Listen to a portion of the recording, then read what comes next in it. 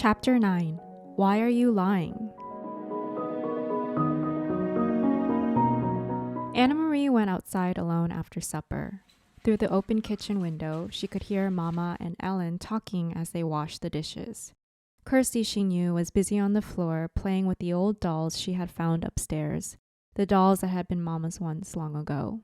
The kitten had fled when she tried to dress it and disappeared. She wandered to the barn where Uncle Henrik was milking Blossom. He was kneeling on the straw-covered floor beside the cow, his shoulder pressed against her heavy side, his strong, tanned hands rhythmically urging her milk into the spotless bucket. The god of thunder sat alertly poised nearby, watching. Blossom looked up at Anna Marie with big brown eyes and moved her wrinkled mouth like an old woman adjusting false teeth. Anna Marie leaned against the ancient splintery wood of the barn wall and listened to the sharp rattling sound of the streams of milk as they hit the sides of the bucket. Uncle Henrik glanced over at her and smiled without pausing in the rhythm of milking. He didn't say anything. Through the barn windows, the pinkish light of sunset fell in irregular shapes upon the stacked hay. Flecks of dust and straw floated there in the light. "Uncle Henrik," Anna Marie said suddenly, her voice cold, "you are lying to me. You and Mama both." His strong hands continued deftly pressing like a pulse against the cow. The steady streams of milk still came. He looked at her again, his deep blue eyes kind and questioning. "You are angry," he said. "Yes. Mama has never lied to me before. Never. But I know there is no great Aunt Bert. Never once, in all the stories I've heard, in all the old pictures I've seen, has there been a great Aunt Bert." Uncle Henrik sighed. Blossom looked back at him as if to say, "Almost done." And indeed, the streams of milk lessened and slowed. He tugged at the cow gently but firmly, pulling down the last of the milk. The bucket was half full, frothy on the top. Finally, he set it aside and washed the cow's udder with a clean, damp cloth. Then he lifted the bucket to a shelf and covered it. He rubbed the cow's neck affectionately. At last, he turned to Anna Marie as he wiped his own hands with the cloth. "How brave are you, little Anna Marie?" he asked suddenly. She was startled and dismayed. It was a question she did not want to be asked. When she asked it of herself, she didn't like her own answer. "Not very," she confessed, looking at the floor of the barn. Tall Uncle Henrik knelt before her so that his face was level with hers. Behind him, Blossom lowered her head, grasped a mouthful of hay in her mouth, and drew it in with her tongue. The kitten cocked its head, waiting, still hoping for spilled milk. "I think that is not true," Uncle Henrik said. "I think you are like your mama, and like your papa, and like me. Frightened but determined, and if the time came to be brave, I am quite sure you would be very, very brave. But," he added, "it is much easier to be brave if you do not know everything. And so your mama does not know everything. Neither do I. We know only what we need to know." "Do you understand what I'm saying?" he asked, looking into her eyes. Anna Marie frowned. She wasn't sure. What did bravery mean? She had been very frightened the day, not long ago, though now it seemed far in the past, when the soldier had stopped her on the street and asked questions in his rough voice. And she had not known everything then. She had not known that the Germans were going to take away the Jews. And so, when the soldier asked, looking at Ellen that day, "What is your friend's name?" she had been able to answer him even though she was frightened. If she had known everything, it would not have been so easy to be brave. She began to understand, just a little. "Yes," she said to Uncle Henrik, "I think I understand." "You guessed correctly," he told her. "There is no great Aunt Bert, and never has been. Your mama lied to you, and so did I. We did so," he explained, "to help you to be brave because we love you. Will you forgive us for that?" Anna Marie nodded. She felt older suddenly. "And I'm not going to tell you any more, not now, for the same reason. Do you understand?" Anna Marie nodded again. Suddenly, there was a noise outside. Uncle Henrik's shoulders stiffened. He rose quickly, went to the window of the barn, stood in the shadows, and looked out. Then he turned back to Anna Marie. "It is the hearse," he said. It is Great Aunt Bert who never was. He smiled wryly. So, my little friend, it is time for the night of mourning to begin. Are you ready? Anna Marie took her uncle's hand and he led her from the barn.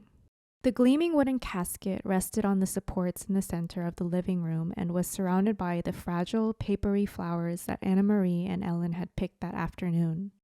Lighted candles stood in the holders on the table and cast a soft, flickering light.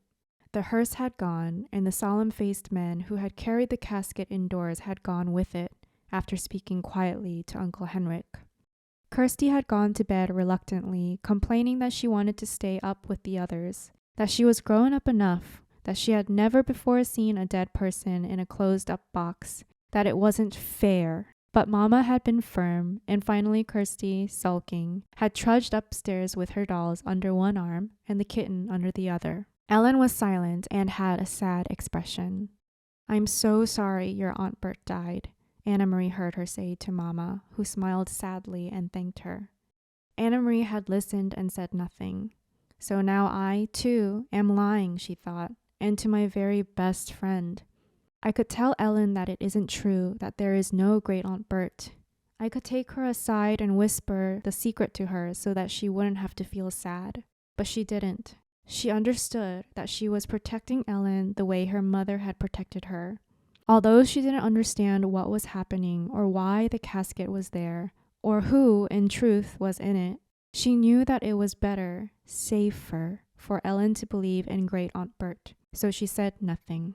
Other people came as the night sky grew darker. A man and a woman, both of them dressed in dark clothing.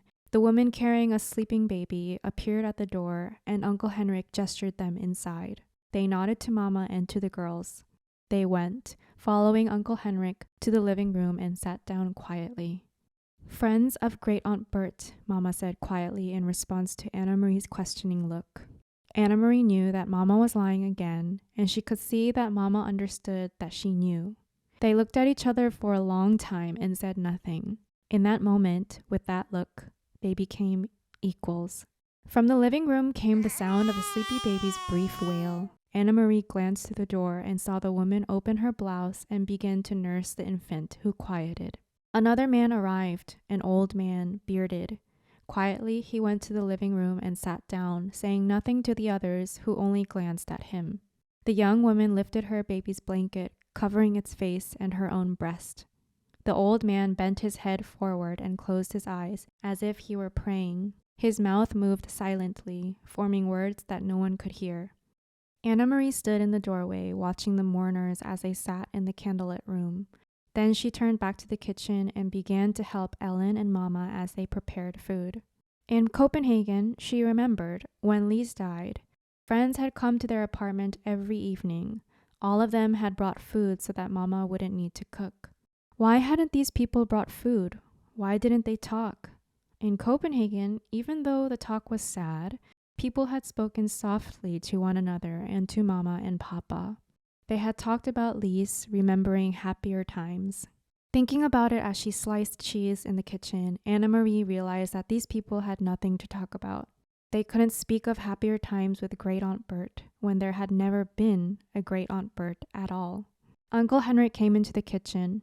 He glanced at his watch and then at Mama. It's getting late, he said. I should go to the boat.